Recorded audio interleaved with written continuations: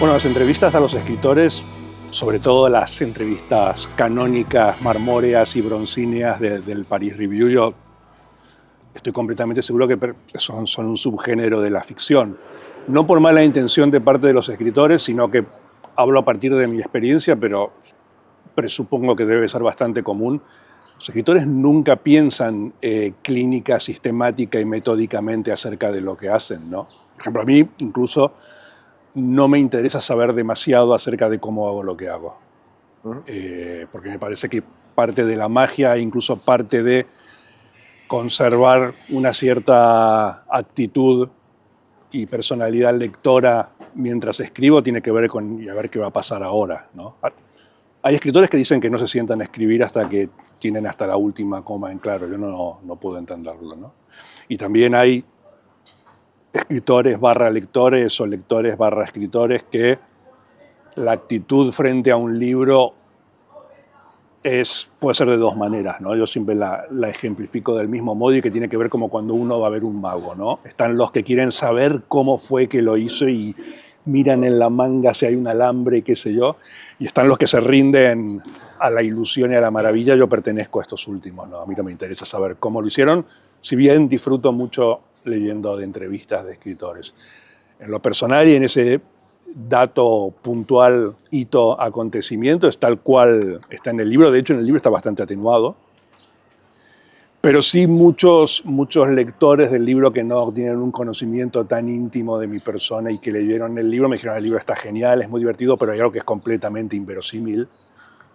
Y es el detalle de que pudieras haberte pasado 2 cursos escolares sin que tus padres se enteraran, pero fue exactamente así. Yo era el primer sorprendido en su momento, quiero decir. Ahora, claro, lo que pasa es que es imposible. Cuando mi hijo llega 5 minutos tarde al liceo francés, yo recibo un email diciendo su hijo llegó 5 minutos tarde. Ahora, quiero decir, está todo mucho más controlado. Pero en ese entonces no había ningún tipo de parte de mis padres, quiero decir, de control. Y fueron muchos mis amigos cuando saltó esta a la luz, cuando se acabó el tema. Yo pensaba que iba a durar una semana, pero duró 2 años. Me reprocharon porque de repente padres de la misma especie que los míos se habían vuelto todos obsesivos y les pedían las tareas todos los días para que no les pasase lo mismo, ¿no? Porque en realidad, yo creo que lo pongo en el libro, a mi padre no le irritó tanto mi hazaña, pero sí le irritó cómo quedaba él dentro de ese relato, ¿no? Pero siento que era muy curioso, ¿no? Porque a mí, por ejemplo, me daba los talones para pagar el colegio todos los meses. Yo no tenía a quién entregárselos y eso no disminuía en su cuenta bancaria. O sea que quiero decir que en su descargo diré que ese tipo de desatención era absolutamente por todo, no por mí, ¿no? Porque tampoco se dio cuenta, tampoco llevaba un orden financiero demasiado prolijo y exhaustivo, ¿no? Pero sí, es así, es así. No, y te digo, a mí la narración de ese episodio puntual, como el de mi pseudo secuestro cuando tenía 10 años, etcétera, etcétera, me interesaba no como qué hazaña, o qué genio, o qué formidable, sino porque yo probablemente en esos 2 años en la clandestinidad, todas las mañanas leí con una profundidad y con una entrega como nunca volví a leer, y finalmente es el libro que cuenta la historia de un lector, ¿no? Luego vamos con el tema del mago, pero de hecho para mí es como una de las preguntas como que más me estimula la imaginación, precisamente el cómo es Fresán lector. O sea, no cómo escribe, sino, bueno, obviamente hay 1000 referencias, la lectura, los libros cada vez más, en tanto que el lector uno tiene como la sensación como que se va acentuando, ¿no? Como esa fascinación metaliteraria. No sé, ¿cómo es tu día a día en tanto que lector? ¿Cómo vas eligiendo los libros? ¿Tienes parones lectores? En plan, no estoy inspirado para leer nada. A mí es algo que me pasa eventualmente durante, no sé, un mes o X semanas. ¿Cómo funcionas? No, parones lectores no tuve nunca. Ahora estoy un poco lesionado por un COVID persistente que su efecto, curiosamente, es contrario al del personaje del libro, que no soy yo, que es que no me cuesta escribir, pero me cuesta bastante mantener la concentración cuando leo, ¿no? Entonces, por lo general estoy leyendo autores y libros que me gustan mucho, que ya sé cómo son y de qué tratan y cómo terminan, entonces me produce una ansiedad menor los tramos breves, Pero no, he leído siempre y siempre leeré. Y yo no lo separo mucho a la lectura de la escritura. Me parece que es como diástole, sístole, hemisferio izquierdo y derecho, hemisferio sur y hemisferio norte. Me parece que es parte de la misma actividad. Por ahí en el libro en algún momento se dice esto, ¿no? de que la escritura es una lanza que no siempre da en el blanco, pero la lectura va a ser siempre un escudo, ¿no? Y la lanza la arrojas una vez, pero el escudo lo mantienes contigo, ¿no? ¿Pero tienes alguna rutina del tipo, leo mejor por la mañana, por la noche, No. a mediodía? No tengo ni... ¿Alguna disciplina? No, ninguna disciplina ni para leer ni para escribir. Y cada libro que leo impone una disciplina diferente y cada libro que escribo impone una disciplina diferente. Yo intenté varias veces sistematizarme, pero han sido todos fracasos absolutos y llegué a la conclusión de que no eran fracasos sino éxitos, porque tal vez sistematizando yo me convertiría en otro tipo de lector y otro tipo de escritor, ¿no? Lo cual sería bastante traumático a esta altura de mi vida, no estoy como para... Quiero decir, a veces fantasío un poco con algo parecido a esta gente que cae en un coma profundo y se despierta y tiene que aprender a hablar y a caminar de vuelta, y me da una curiosidad de pensar si me ocurriera un parate, no en coma, digamos, pero en algo que me desconectara, si sería un escritor diferente y un lector diferente, ¿no? Pero también estoy bastante bien como estoy, prefiero. O sea, ¿fantaseas con un reset en el sistema operativo No, Fresan, ¿no? a veces me gustaría que los escritores vinieran con un botón que pudieran apretarlo y dejar de ser escritores por unas horas, por unos días, por unas semanas o por unos meses e incluso por un par de años. Sería interesante, ¿no? Quiero decir, ver cómo es la vida no con un ojo de un escritor y de un lector, sino como es para el resto del mundo. Pero tampoco hay una anécdota que a mí me gusta mucho de Ringo Starr, que en un momento le preguntan cómo es ser un Beatle, ¿no? Y Ringo Starr responde, ¿cómo es no ser un Beatle? O sea, yo no tengo una conciencia de una encarnación mía anterior en la que era otra cosa previa a la que tengo ahora. Y además, incluso me recuerdo con 4 años muy ansioso, casi contando los meses, semanas, días, horas y minutos para poder aprender a escribir para ser escritor. Yo ya quería ser escritor antes de saber leer y escribir y antes de haber leído mi primer libro, ¿no? Estaba bastante rodeado de escritores en mi casa y me parecía una vocación apetecible, ¿no?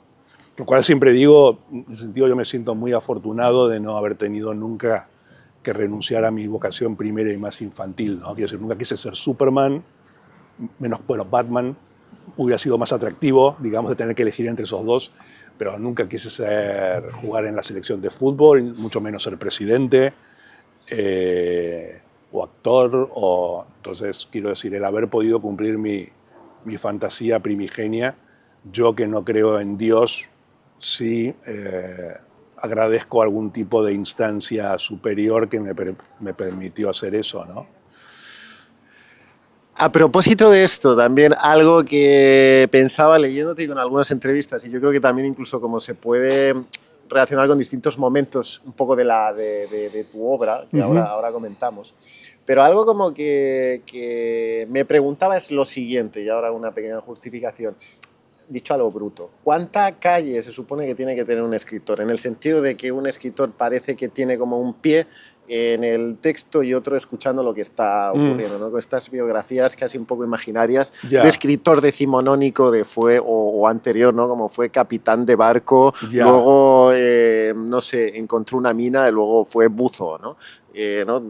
Es un poco como esta idea del escritor conoce un aspecto de la realidad y luego lo transforma de una forma u otra en lenguaje, ¿no? En tu caso, no sé, ¿tienes alguna respuesta a esta pregunta de porcentaje, si se puede medir de una forma tan vulgar, casi si quieres como porcentualmente? Bueno, está la tradición vitalista muy bien encarnada por Hemingway, ¿no? Eso que decía, la gracia bajo el coraje, o sea que había que ir a la guerra si querías escribir una novela de guerra, había que correr en San Fermín si querías escribir una novela que transcurra en San Fermín. Yo casi voy a la guerra y corrí en San Fermín, pero no me parece que eso me haya servido de nada en tanto escritor, ¿no? A mí me gustan los movimientos más a la hora de lo meta-auto, Me interesa más, no sé, el David Copperfield de Dickens, que se nutre de su experiencia, o el Martin Eden de Jack London, o las novelas de estas de Edward St. Aubyn, ¿no? Las de Patrick Melrose, o el último de Bret Easton Ellis, ¿no? Donde es Bret Easton Ellis, es su adolescencia, pero todo lo que ocurre está informado por la realidad, pero no es cierto, ¿no? En cuanto a experiencia, así, quiero decir, a veces me preguntan, ¿hay algún momento donde decidiste que querías ser escritor, así como un Big Bang epifánico? Yo no recuerdo realmente ninguno, recuerdo determinados libros que sí me dijeron cómo me gustaría escribir algo que produzca en alguien este efecto que esto produce en mí. Pero finalmente llegué a la conclusión que probablemente se deba a una cosa de la que yo me enteré recién a los 22 años, porque no me lo habían contado, que es que nací clínicamente muerto y fui declarado muerto. Y tal vez viene de ahí, ¿no? Vivir para contarla, ¿no? Literalmente. O sea, volví del otro lado. También por eso mis libros suelen empezar un poco por el final y pegan la vuelta completa, ¿no? Así que no sé, yo quiero decir, he escrito sobre cosas que me pasan. El último cuento de mi primer libro de historia argentina, que tal vez es el libro con el que más conecta este cuento, la experiencia esta de mis pseudo mini secuestro express por la AAA, no por los militares. Pero no estoy todo el tiempo esperando que me pasen cosas para tener algo para escribir. Eso es desde ya. Y de hecho, la mayoría de mis libros surgen... O sea, yo no estaba obsesionado por James Matthew Barrie cuando escribí Jardines de Kensington. No sabía nada del padre de Alan Melville hasta prácticamente cuando empecé a escribir el libro. Quiero decir, yo no tengo obsesiones, sino que me gusta... No tengo obsesiones previas, sino que me gusta obsesionarme en el durante, ¿no? Ayer, precisamente, haciendo no sé qué, me encontré con una mención a la antología Macondo de Fuguet, que yo nunca he llegado a ver, creo que es como de los 90, es como una especie como de libro mítico que nunca me lo puedo prestar si quieres. Que nunca me lo llegué a encontrar, pero sí que conocía de él y sí que había leído de él, ¿no? Que conecta un poco, ya te digo, con esta, bueno, evidentemente con esta especie podríamos llamar como de primer Fresán, como de los 90, principios de los 2000, que fue con el que yo me encontré y que en su momento, y aún hoy, yo creo que despertaba la fascinación y el magnetismo que despertaba, pues precisamente por esta cosa del paso de la literatura latinoamericana, de lo rural a la ciudad, de la relación con la sociedad de consumo, precisamente con esta cosa como de estar en la calle, ¿no? de leer el momento. Y de ahí da un poco la sensación, visto con un super zoom desde fuera, y te lo digo precisamente para que me corrijas, que hay una evolución, una progresión de tu escritura cada vez más dentro de los libros, ¿no? O sea, cada vez más dentro del propio texto. ¿Tú cómo experimentas tu propia relación o tu evolución de los primeros títulos hasta ahora? A mí me parece que es todo lo mismo. O sea, no es todo lo mismo, pero es todo parte de lo mismo. Y son diferentes habitaciones de una casa o diferentes miembros, no de un 100 pies, pero de un 10 pies, ¿no? Son 13 libros los que tengo. Y después mencionaste lo de Macondo, digamos. Yo era amigo de Alberto Fuguet, me gustó mucho la etiqueta. Nunca supe que iba a salir con esa especie de prólogo tipo statement, en el que yo realmente no tengo ningún problema con el realismo mágico ni nada que se le parezca. Pero tampoco lo tenía porque, en tanto, una de las pocas cosas que puede enorgullecerse un argentino es de su literatura como país. Después hay una cantidad de aspectos de la Argentina no muy gratificantes ni gratos. Todo eso de la cosa pop, del urbanismo, de la fragmentación, de la experimentación, es parte de la condición de la literatura argentina desde siempre, ¿no? Todas las grandes novelas argentinas no aspiran ni a lo testimonial, ni a lo realista, ni a lo funcionalmente novelesco, sino que son cualquiera que se te ocurra, ¿no? Desde el Facundo de Sarmiento, que no se sabe lo que es, no sé, Respiración Artificial, Rayuela, Sobre Héroes y Tumbas, El Pasado de Alan Paul, sobre las novelas mías, las novelas de Goebbels, las novelas de Caparrós. No hay una vocación de que la novela tenga que ser un reflejo de nada puntual, y de hecho siempre lo digo esto, ¿no? Que la literatura argentina es, seguro en español, me atrevería a decir, a nivel mundial y en la galaxia, tal vez, ¿no?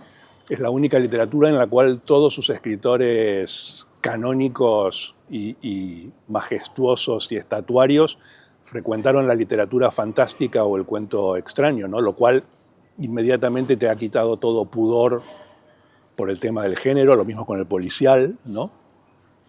Y a mí me gusta mucho eso, citarlo de esto que dice Borges un poco en este ensayo que se llama el escritor argentino y la tradición, que es como lo más parecido a las tablas de la ley de un Moisés ciego o un Homero que podemos tener, donde Borges sobre el final, parafraseando, dice algo así como: puesto que tenemos que resignarnos a la fatalidad de ser argentinos, nos queda el consuelo de que nuestro tema es el universo entero, ¿no?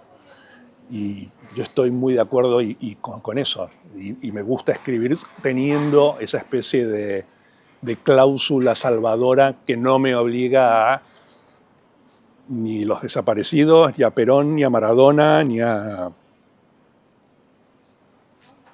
Prometí no decir el nombre del actual presidente porque, bueno, el otro día me hicieron una trampa. ¿Cuento esto? Sí. Sí, obvio. No, porque me llamaron de una radio para salir en directo y te dije, antes de que nada te aviso que no voy a responder ninguna pregunta sobre Milei o la presidencia actual o la Argentina. Y dijeron, no te preocupes, no sé qué cosas. Salimos al directo y la primera pregunta es: como escritor, ¿qué piensas del personaje Milei? Y yo me puse a contestar, yo les contesté sobre Miley Cyrus, ¿no? Miley Cyrus. Y empecé a hablar y dije, no, mira, me parece muy, muy injusto que haya tanto peso sobre Taylor Swift, y no nos olvidemos de Britney Spears también, que allanaron el camino a este fenómeno mundial, y Miley Cyrus me parecía, ¿verdad? Y estaban como desconcertados del otro lado. Y al final el tipo me dijo, me lo merezco. O sea, me lo habías advertido y bueno. Pero quiero decir, no hay esa obligación. No hay esa obligación con los Borges, que es el gran... Ni siquiera hay una gran obligación con la idea de la gran novela argentina, ¿no? Borges escribió cuentos, abjuraba de la novela, le parecía que era un género completamente imperfecto. Yo tengo muchas ganas de volver a escribir cuentos, y lo que pasa es que tengo que encontrar un concepto del libro de cuentos, porque todos mis libros de cuentos no son libros con cuentos, sino de cuentos, ¿no? Tienen una tesis detrás. Pero, pues eso. Bueno, has abierto como varios puntos. La parte política, que luego lo comentamos, pero antes de eso, me ha gustado mucho lo que has dicho. Bueno, yo un tanto que lector lo he experimentado también, sobre la idea de todos son habitaciones como de la misma casa, ¿no? O sea, sí. De hecho, algo de una sensación que he tenido no sé, a partir de un cierto momento, ¿no?, en el que uno identifica el estilo Fresán, y leyendo este libro también me pasaba, es un poco raro pensar esto de alguien que trabaja tanto, ¿no?, con el propio concepto del libro, pero pensar, digo, tengo la sensación de que casi es una especie como de tecnología imperfecta el libro, en el sentido de que uno como lector de Fresán quiere leer Fresán. Es como, me encantaría ya no solo como de saltar de una página a otra, de un párrafo a otro, sino de un libro a otro, ¿no? O sea, que es algo que, no sé, a mí me ocurre con algunos de los escritores como que más me interesan, ¿no? O sea, ¿quiénes son, por curiosidad? Siempre pienso en el caso de, o sea, es uno de los más evidentes, pero siempre pienso como en el caso de Modiano, ¿no? Que siempre están diciendo como que escribe como, es el caso como más radical de alguien a quien le dicen que siempre está escribiendo el mismo libro, y hay un poco como esta sensación efectivamente de atmósfera. Ya sabes, esto que se cuenta siempre de que cuando... Bueno, es el estilo. Es el estilo, exacto. Me parece que eso es el estilo realmente, no es tanto qué palabras repites o qué truquillos más o menos evidentes puedes usar, pero el estilo, que es el idioma, quiero decir, no el idioma en que se escribe, sino el idioma personal de uno, y los temas, y cómo te plantas frente a todos los libros, no solo que escribiste anteriores, sino a todos los libros que leíste anteriores, ¿no? A propósito de esto, algo que creo que me pasa, te hablo como experiencia muy subjetiva con tu literatura. Son las únicas, tiene que ser siempre subjetiva la experiencia frente a la literatura. Ser objetivo frente a la literatura, quiero decir, es un poco malgastar tu tiempo, digamos, ¿no? O sea, uno tiene que ser, incluso es como ser objetivo ante el amor. Uh-huh. Bien, pues gracias por allanar el camino a esta intervención. Algo que me ocurre siempre como que sale tu nombre en alguna conversación o siempre que he recomendado tu literatura... ¿Sale mi nombre en conversaciones? Sale tu nombre, eventualmente sale tu nombre en conversaciones, fíjate. Vale. A la pregunta de cuál libro de Fresán recomendarías, a mí el primero que me viene a la cabeza siempre es Mantra, porque es el primero que leí. Entonces es esta cosa de te pega un golpe, un estilo y una voz y luego... Bueno, puedes volver a los siguientes, pero el primer shock, el primer impacto... Eso es bastante común que el primer libro que lees de un determinado escritor es el que siempre más te va a gustar. A mí me pasó con Bellow, que leí El legado de Humboldt, o con El mar de Iris Murdoch, digamos, y tiene otros libros geniales y tal vez mejores, ¿no? O Murakami, ¿no? Pero sí es cierto, eso hay como un primer amor, ¿no? Sí. En tu caso, claro, porque... que es Mantra para ti. Sí, pero yo creo que por puro azar. O sea, hace poco me lo volví a ojear. La parte como del diccionario siempre me ha encantado. Precisamente lo leí de regreso de Ciudad de México. Entonces, bueno, estaba como todo servido para esto. Entonces, pero claro, a propósito de esto, tengo la sensación también que hay como dos tipos de lectores, ¿no? Unos como que van como, digamos, como... creciendo hasta que encuentran su peak, su clímax de estilo y luego lo pueden mantener o bajar o lo que sea. Y otros, digamos, que desde el principio tienen su estilo. Ya que hablamos de experiencias subjetivas y particulares, en tu caso particular, ¿tienes la sensación de decir, con este libro encontré el estilo Fresán? No, yo creo que desde el principio... Os quiero decir, yo tengo la enorme fortuna, no solo porque me fue muy bien comercial y editorialmente, sino porque... lo reconozco y le di mi apellido. Estoy muy satisfecho con mi primer libro, con Historia Argentina, y me parece que ahí ya hay un montón de cosas. Pues es interesante que hayas mencionado Mantra, porque era un libro que no estaba en mis planes, fue un libro por un encargo de Claudio López Lamadrid, a quien yo le debo absolutamente muchísimo. Y claro, yo nunca había aceptado un encargo, mucho menos por escribir una novela. Primero, mi primer impulso fue algo... como esto es prostituirse, ¿no? Como artista. Segundo, jamás hubiera elegido esa ciudad, yo hubiera elegido Nueva York y Claudio me dijo, no, esta es la que te toca.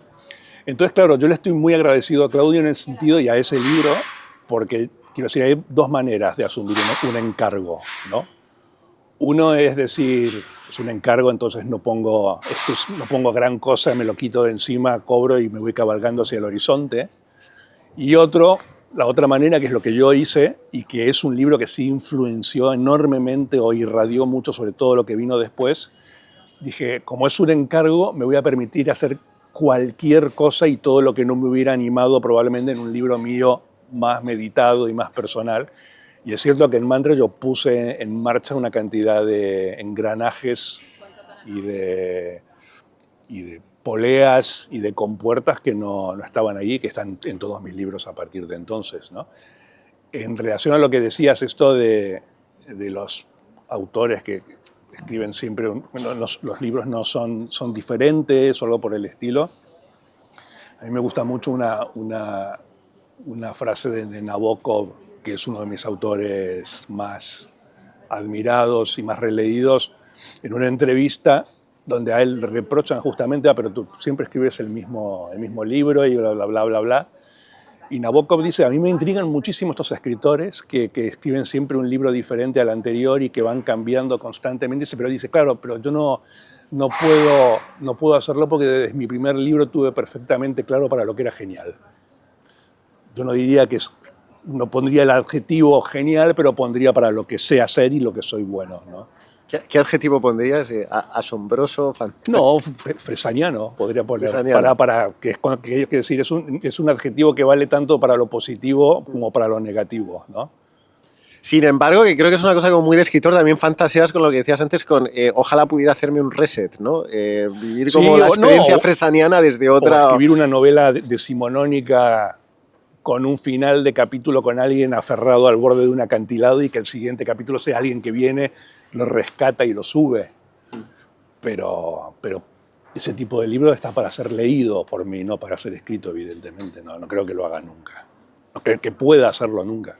O sea, a mí, por ejemplo, yo me caigo de rodillas ante Cumbres Borrascosas de Emily Brontë, que es una novela decimonónica, pero también es bastante rara. O sea, no es una novela de Jane Austen, no es una novela de Dickens, no es una novela de George Eliot. Entonces, quiero decir, cierta condición fluida, amorfa, disparada en múltiples direcciones, como puede ser el Tristram Shandy, ¿no? de Stern, o la anatomía de la melancolía de Barton, o estos libros artefactos, ¿no? Que a mí me gustan mucho, como Pálido Fuego de Nabokov o Naya de Breton. Calculo que eso es lo mío. ¿Alguna vez te han rechazado un libro? Editorialmente, no.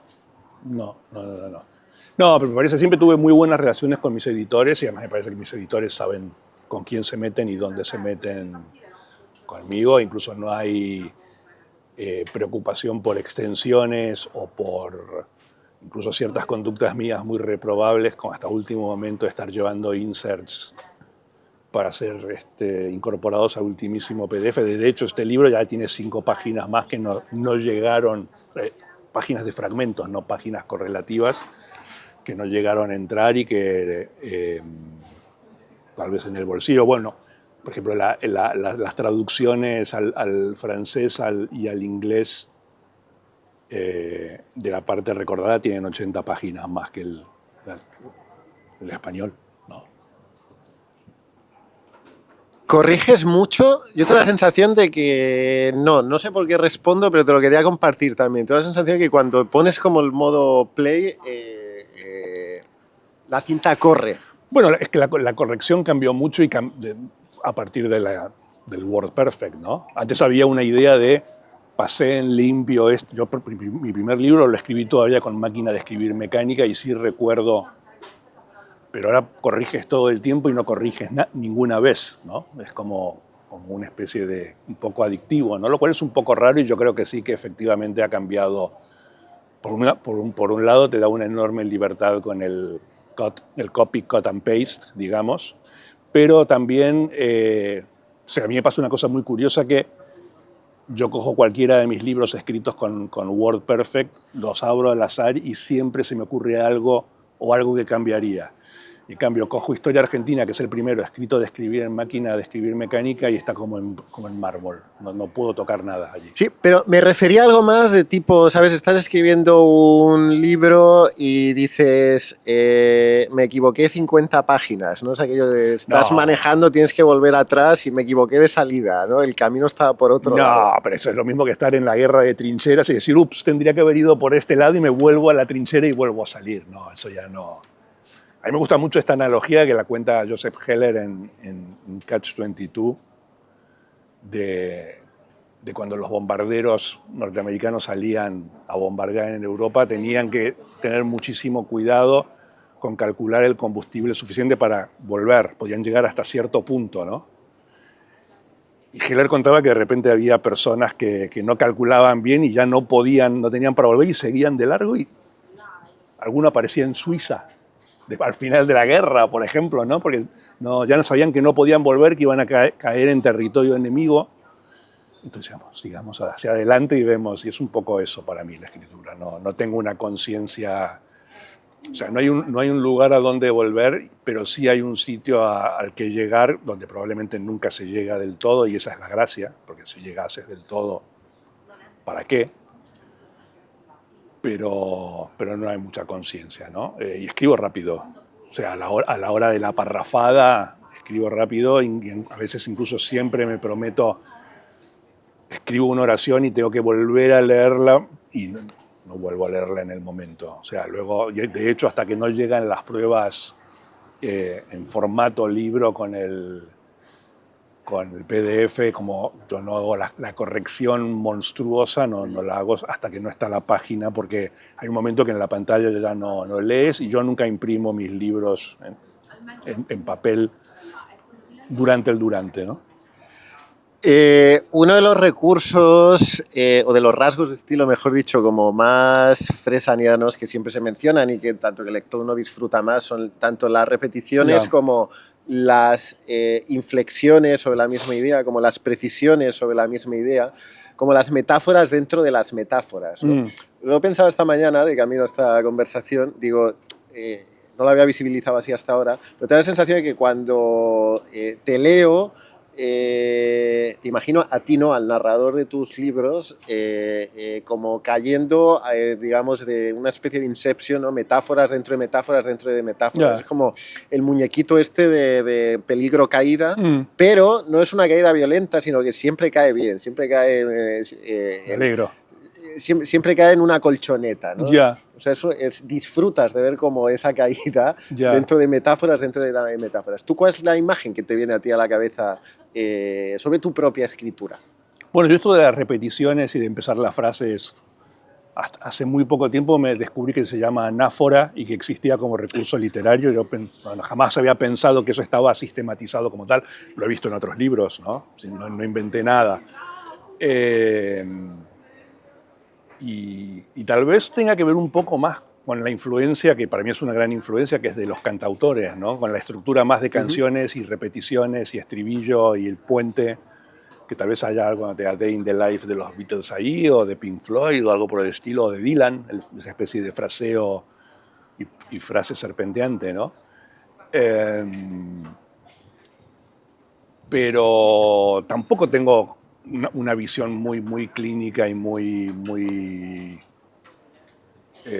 reflexiva sobre lo que hago más o menos y reflexivamente, y luego resulta en un objeto supuestamente reflexivo que es un libro, ¿no? Es lo que te digo, a mí me causa mucha gracia cuando se defiende a las grandes monumentos de la novela realista, ¿no? Generalmente salen Ana Karenina o Madame Bovary ahí. Y a mí me parecen los libros más irreales del mundo, ¿no? Quiero decir, la vida no está tan estructurada, tan dramáticamente y con esa especie de, por esto pasa esto. Quiero decir, la novela realista, paradójicamente, para mí, está más cerca de William Burroughs y El almuerzo desnudo por cómo nos movemos y cómo pensamos y cómo de repente tenemos una idea que nos parece genial y de repente no pasa nada durante horas y de repente te encuentras de casualidad con alguien.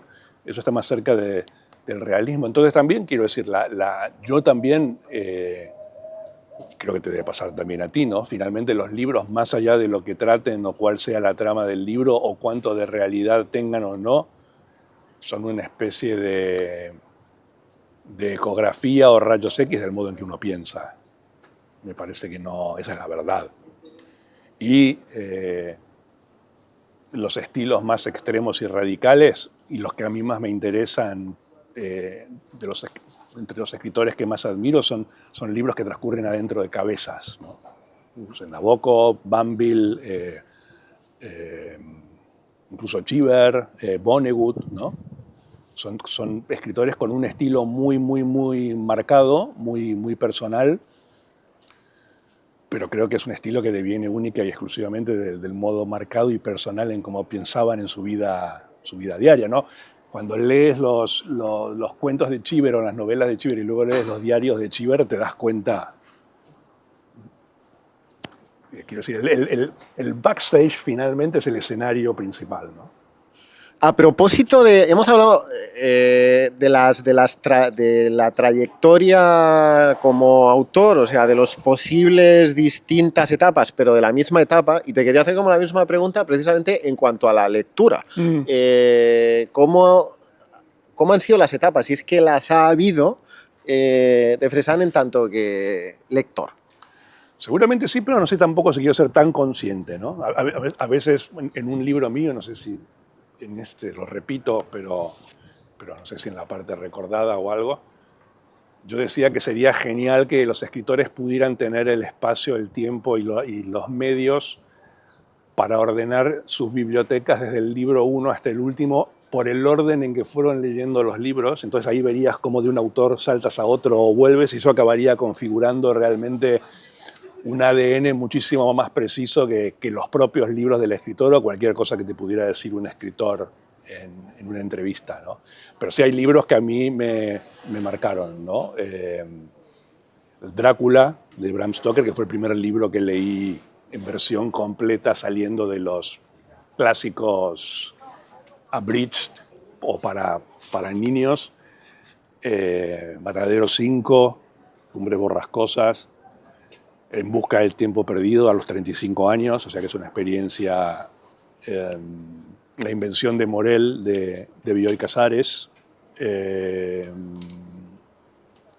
Hay hitos y hay greatest hits y hay hit singles que no dejas de tararear toda tu vida y de releer, ¿no?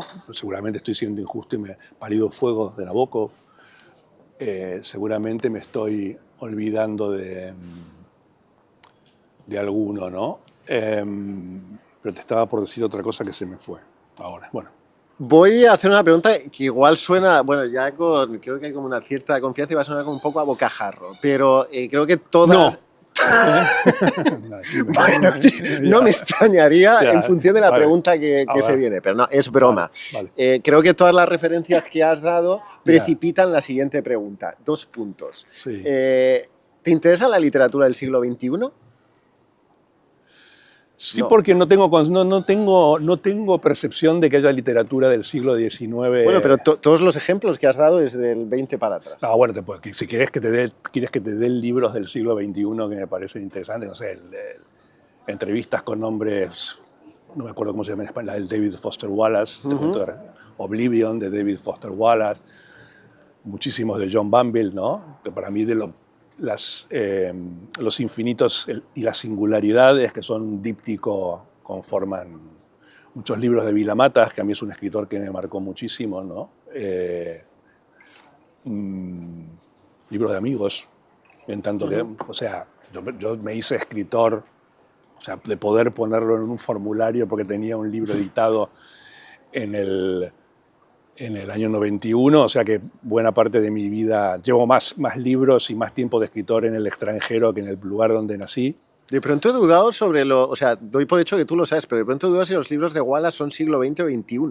Están ahí como un poco en el límite. Pero bueno, si lo contamos como 21. Sí, bueno, el que te mencioné salió en el 21, ¿no? Pero también yo estoy un convencido de que, quiero decir, si tú tienes hoy 18 años y coges Lolita y te vuela la cabeza, es un libro del siglo XXI para ti, ¿no? A mí esa idea de que los grandes libros...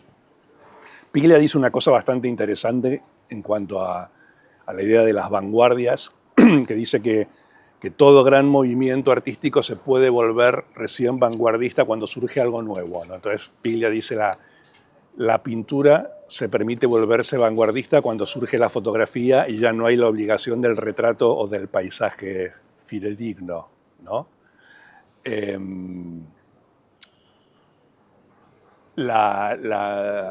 El cine se vuelve vanguardista cuando surge la televisión, ¿no? La televisión se vuelve vanguardista cuando surge el advenimiento de Internet, e Internet se vuelve vanguardista cuando surge TikTok o no sé lo que será ahora, ¿no?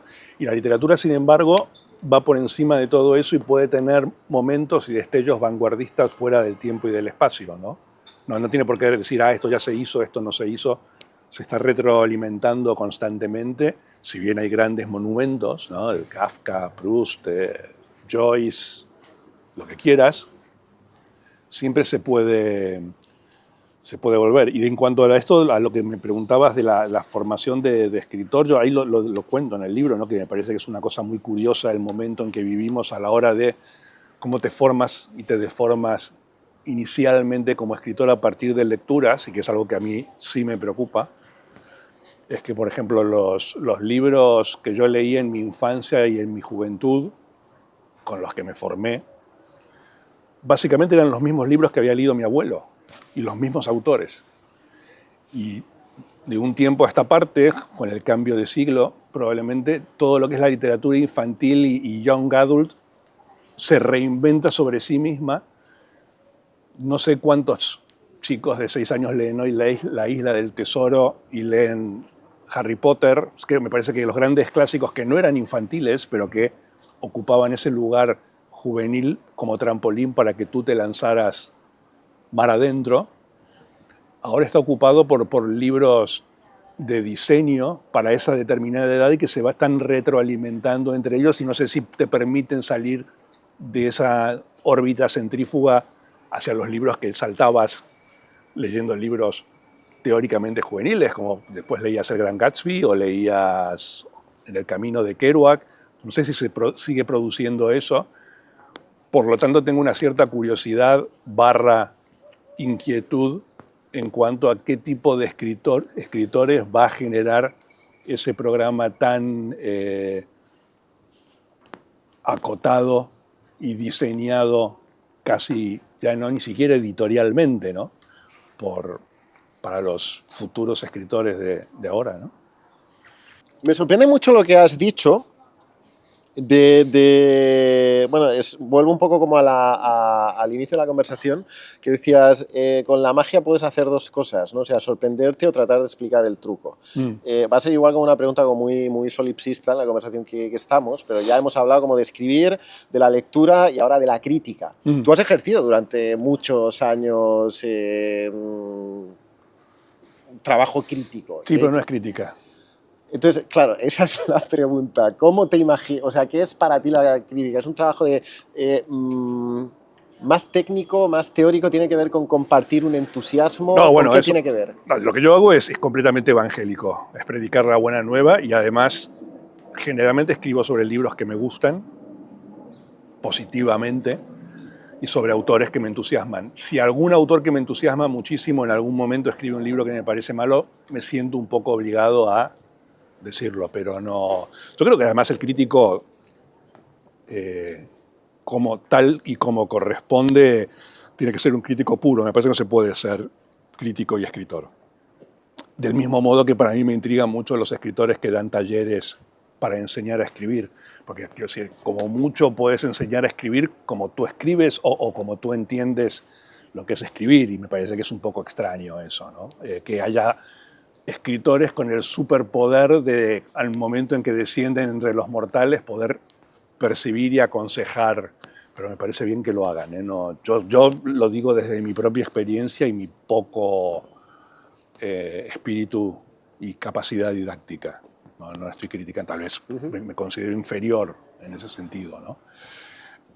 Pero y lo de la crítica es lo mismo, ¿no? Y después la crítica hay una frase, bueno, no sé si es esto, pues como antipático, ¿no? Pero hay una frase de John Gregory Dunn, que para mí era un gran escritor, y luego desgraciadamente pasó como muerto fabricante de viuda, era el esposo de Joan Didion. Su muerte, digamos, le permitió a Joan Didion escribir El año del pensamiento mágico y todo eso, que tenía una frase que a mí me parece bestial, pero muy graciosa, que es, él decía, uno cuando es chico nunca dice cuando sea grande quiero ser crítico literario, uno acaba siendo crítico literario, ¿no? Me parece bastante injusto y bastante cruel, pero me parece bastante cierto también, ¿no? Entonces, quiero decir, a mí me gusta mucho leer crítica literaria cuando está bien hecha, pero también, y para citar a otro escritor, Truman Capote decía, ¿no? Decía que como un crítico literario es como un eunuco en un harén, ¿no? Yo también, creo que en el libro lo digo, en el estilo de los elementos, digo, yo tanto a un escritor como a un editor, a un crítico como a un editor, antes de ejercer esas profesiones, creo que habría que exigírseles que escribieran un libro. Malo, no me importa que sea malo, bueno, genial, pero que para saber por lo menos lo que se siente tener que escribir un libro entero, ¿no? Y que es algo que tal vez no se puede despachar en 50 líneas o no se puede rechazar en 25, ¿no? Pero bueno, sería un mundo mucho más perfecto y mejor y no tengo por qué estar pensando en eso en momentos donde hay problemas mucho más urgentes para la supervivencia de la especie, como la disminución de los espermatozoides en los hombres y de la fertilidad en las mujeres. Hay una idea tuya que me gusta mucho y me parece muy divertida y que voy a parafrasear de manera grosera para incentivar el dramatismo, luego la puedes explicar como quieras, pero bueno, es muy sencillo. Es un poco esta idea de que la gente como que, o sea, obsesionarse con el canon literario es una ordinariez, y es como ir a París a ver la Torre Eiffel, lo divertido es la callecita que te encuentras de camino. Mencióname, obviamente, 3 callecitas de París que haya que leer. Bueno, para citar otro ejemplo, a mí no me parece mal ir a ver la Torre Eiffel. Lo que me parece mal o inexplicable es subir a la Torre Eiffel, con lo cual dejas de verla, ¿no? Okay. Lo mismo es aplicable a la Estatua de la Libertad o el Empire State. Yo cuando voy a los grandes monumentos turísticos paso por de lado, o sea, jamás se me pasaría por la cabeza entrar a la Sagrada Familia, ¿no? Porque desde adentro, ¿qué es estar adentro de algo, ¿no? Y eso también puede tener que ver con la actitud, con la lectura, ¿no? Hay ciertos monumentos para mí que están hechos fundamentalmente para la lectura y no para intentar escribir algo como eso, porque sería ridículo y porque no lo haría bien y porque lo hicieron de manera inmejorable otros, ¿no? ¿Y por callecitas qué te refieres? A libros. ¿Secretos? Libros secretos. Yo no cuento los secretos. Okay. No, es que no me gusta. Hay libros incluso, te digo, y esto es un... Es como, no quieres compartir títulos de libros que se puedan gentrificar, ¿no? Que luego... De algún modo. Okay. No, y de hecho tengo... Es la mejor respuesta posible para que sigan siendo... Voy a hacer una confesión súper hiper lamentable, ¿no? Hay ciertos libros, por ejemplo, hay 10 libros para mí que son talismánicos y geniales, que por ejemplo cuando entro a una librería de usados y están, me los compro y tengo como 25 de cada uno porque no quiero que se los lleve otro. Lo siento. Me parece que soy lo suficientemente generoso con otros libros y con otros títulos, pero hay algunos que aparta tus sucias manos de mi amor. Obvio no me vas a decir ninguno de esos 10, ¿no? Alguno hay, puede que sea obvio, pero tal vez con una lectura muy personal y no con una lectura obvia. Pero no, es que no te voy a decir ninguno. Esto es una manera de... No. Iba a forzar aquí un silencio para ver si hablabas, pero digo que no vas. No, en absoluto. Entonces vamos con la última pregunta, que creo que daría como para otra conversación, pero bueno, es una reflexión también como que se me ocurrió esta mañana de camino aquí a la central. Igual este es otro género, digo, esto yo no sé si se lo he escuchado a Fresán o lo he soñado, que puede ser como otro género como de entrevistas a escritores, ¿no? Si me gusta, te digo que lo escuchaste. Si no me gusta, digo que lo soñaste. Vale, bueno, quería como hacer como la contraposición de dos cosas. Hay una especie como en este libro, el otro día además aquí en la conversación con Leila Guerriero salía un poco esta idea como de... No crítica, pero bueno, sí esta relación con los padres progres de una época, ¿no? Está como presente en el libro. Sí. Y al mismo tiempo, ya te digo, igual lo soñé, pero yo juraría que no. Si no te gusta, me lo desmientes. Digo, yo juraría como que he escuchado como a Fresán decir algo así como que la literatura o la lectura es un acto eminentemente burgués. Sí. No lo soñé, ¿no? No. Vale. Entonces, digo... No, quiero decir, tienes que tener una cierta comodidad para escribir bien. No se puede escribir mal, bien incómodo.